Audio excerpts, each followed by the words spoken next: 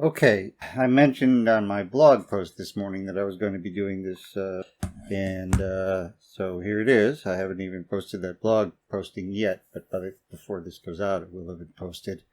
Right now it's Thursday, 29th of September, 2022.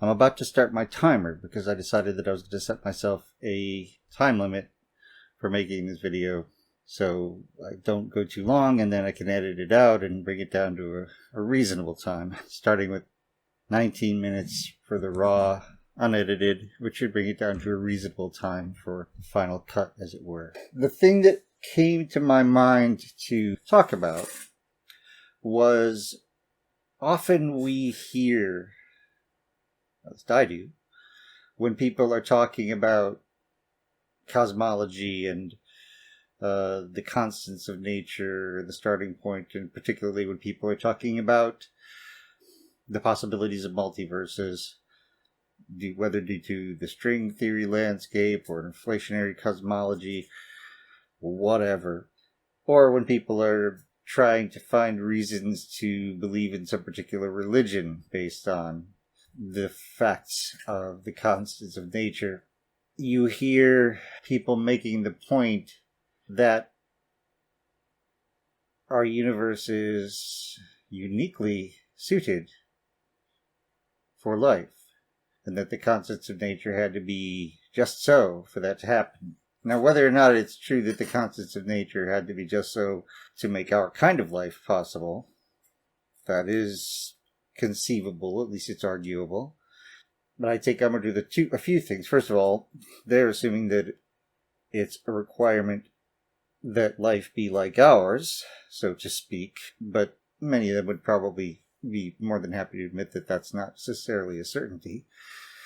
But also, the point I want to take umbrage is that with the idea that our universe is capable of supporting life. To a very, very good first approximation, our universe is not capable of supporting life. There is no life in this universe. Basically, as far as we can tell, all life in the universe, certainly in the Milky Way galaxy, certainly in the solar system, all life in everything that we can see and find evidence for exists in a very thin scrim on the surface of the planet Earth, which has, I don't know exactly how many, square miles of surface area. We could figure that out, I suppose. Let's see. The surface area of a sphere is 4 pi r squared, I think.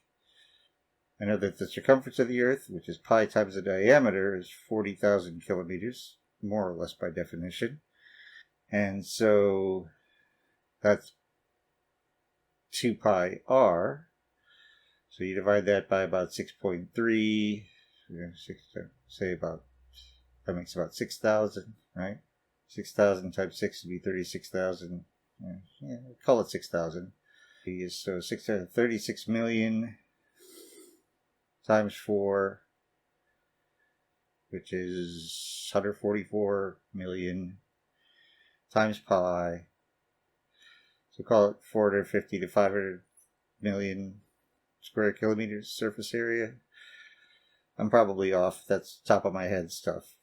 I'll probably look it up later if anyone wants to correct me if I'm off by more than an order of magnitude or two. My apologies. The depth of the biosphere doesn't add a lot to the volume of that. But anyway, that's about it. That's it. So in space, the universe, the current particle horizon is 93 billion light years across. The volume is a sphere with that diameter. I'm not going to, that's 4/3 pi r cubed. I'm not going to do that math in my head, and I don't want to stop and take the time to do it by hand. But out of all of that volume, as far as we know, this is it. Now, we're willing to say of Lysol or some other brands are available.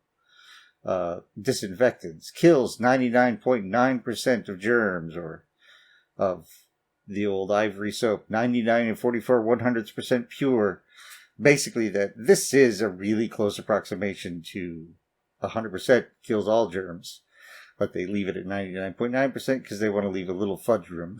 But to an astonishingly good first approximation, as far as we can see, there is no life in the universe. Also, in time, there is no life in the universe. And this we haven't even, it may seem a little less obvious. The time up until now, life started on Earth in its rawest form about 3 billion years ago. So that's when the universe had already existed for about 10 billion years, say. We don't know that we're the only life or that we were the first. This is just as far as we know. I will say, based on things like the Fermi problem, we do know that if there's life, there's not a whole lot of it. Certainly not making much noise. Certainly not changing anything in any obvious way. So if it's out there, it's fragile and few and far between. And based on what we can see, almost all the universe is utterly inhospitable to life. We can't live on the sun. We can't live on Mercury. Venus is a hell. Mars is too cold. Maybe it had some proto-life a while back, but there's certainly no clear evidence of it. Then Jupiter, maybe Europa, in its under ice ocean has some life, but maybe not. Saturn, again, it has its possibilities, but again, maybe not.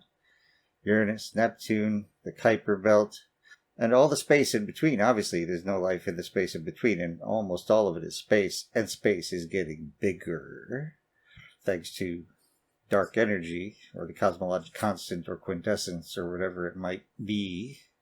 Almost all the universe is either too cold, or has too much radiation, or some combination of that, for life to possibly have come to exist, or to survive if it were to be planted there. And we're currently in about as good a spot in the universe's timescale as is going to be for life, unless we literally do survive and grow and become big enough and advanced enough to become important on a cosmological scale and actually discover and change the very future of the evolution of the cosmos itself. Life will not last for very long. All the stars will burn out over the course of a trillion years or so at most. That's counting your red dwarfs. Everything will eventually become dead matter, black holes. Even black holes decay thanks to Hawking radiation. This is all based on everything we know so far, obviously. It's all susceptible to new information, as all provisional conclusions should be. But in the long run, even just assuming that the cosmological constant, that the universe's expansion, which is accelerating, that the rate of acceleration doesn't increase, which would lead to what they call a big rip. Even assuming that, even assuming just a sort of more prosaic expansion, second law of thermodynamics takes hold, matter decays into elementary particles, and not very many of those, to eventually hovering just barely above absolute zero, because you can't quite get to absolute zero based on the laws of quantum mechanics. And then, for a length of time that makes a trillion-year lifespan for a star seem tiny by comparison, you have just emptiness. It may well be eternal, although random chance may eventually bring another universe into existence on the tail end of that. Maybe. But maybe that'll happen over and over. But even so, even if those universes have life, if they're following the same laws of physics roughly as ours, that life will be vanishingly tiny, negligible, unnoticeable. So that to a very good first, second, third, I don't know, 6 sigma approximation, 13 sigma, there is no life in the universe. So I'm saying this merely to try to counter the point that people sometimes make of, why is our universe so uniquely suited to life? Our universe is not uniquely. There's barely any opportunity for life to exist here.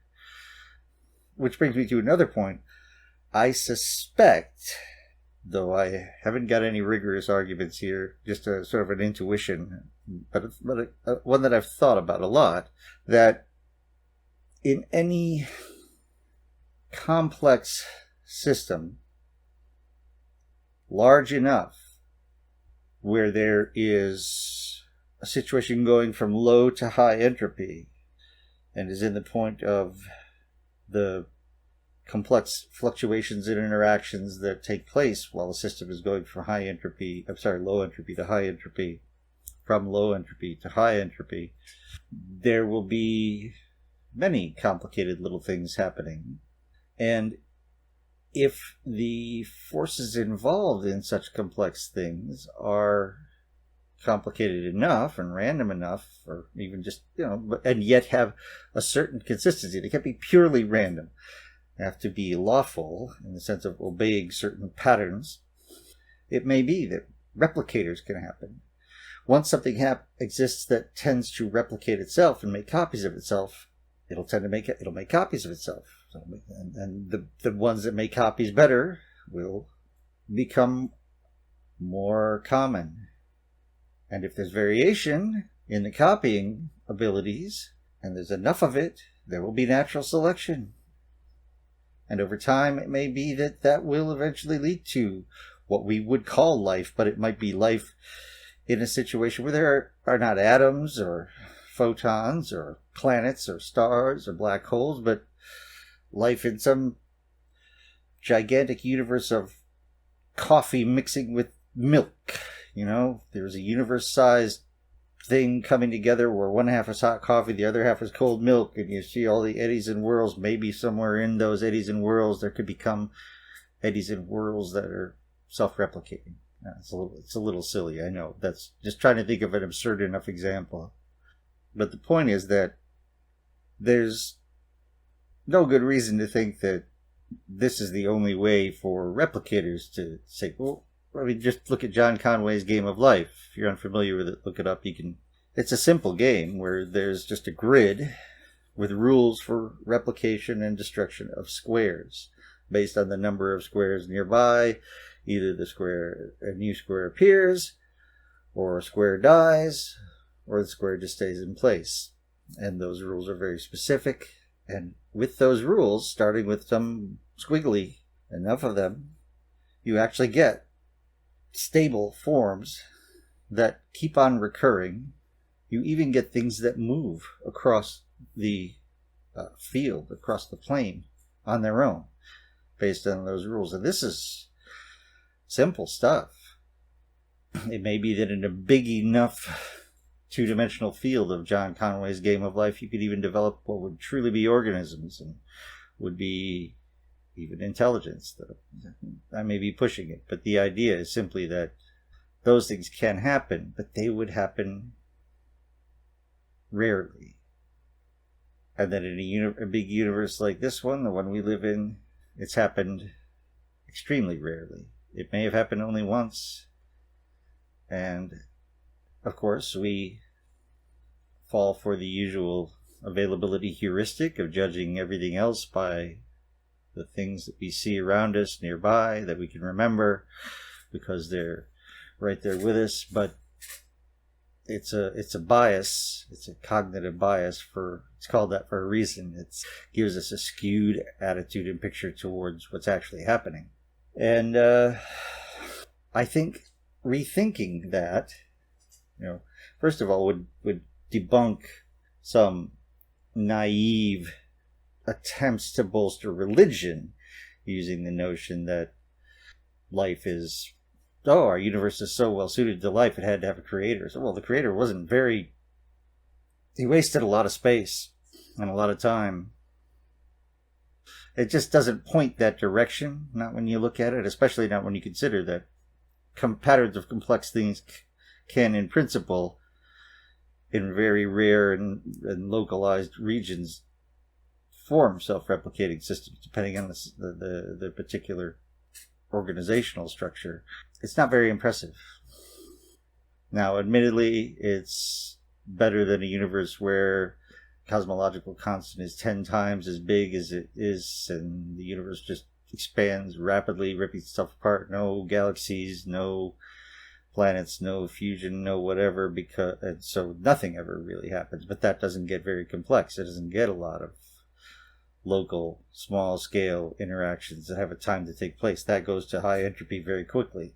That may be more likely if there are more than one universe. If there's only one universe, we can't judge likelihood by anything. We can only say this cosmos is the way it is. What were the odds of it happening? Does that make any sense if there's only one cosmos? The odds were 100%. It is what it is. There are reasons to suspect, based on relatively firm science, that it's not the only way that the cosmos could be, and that there could be multiverses. But again, that's very much on the bleeding edge of what we know yet, and very subject to change. Though it is interesting and worth exploring. But I just think that for the most part, we all need to be taken down a peg a lot. We all need to be reminded how tiny we are, that the universe is not uniquely suited for life. And in fact, like I said, there is no life in the universe, to a good first approximation. So, don't get cocky. If you want life to exist in the universe in a way that matters and is noticeable, it will take work. Hard work. Serious work by a lot of people for a long time. And that doesn't look to be happening. So I'm not optimistic. But, I guess we got this far. I just want to poke a hole in that popular concept that our universe is particularly arranged to make life probable, because it's not. Life is so vanishingly improbable that based on all we can see, there is no life in this universe. Thank you.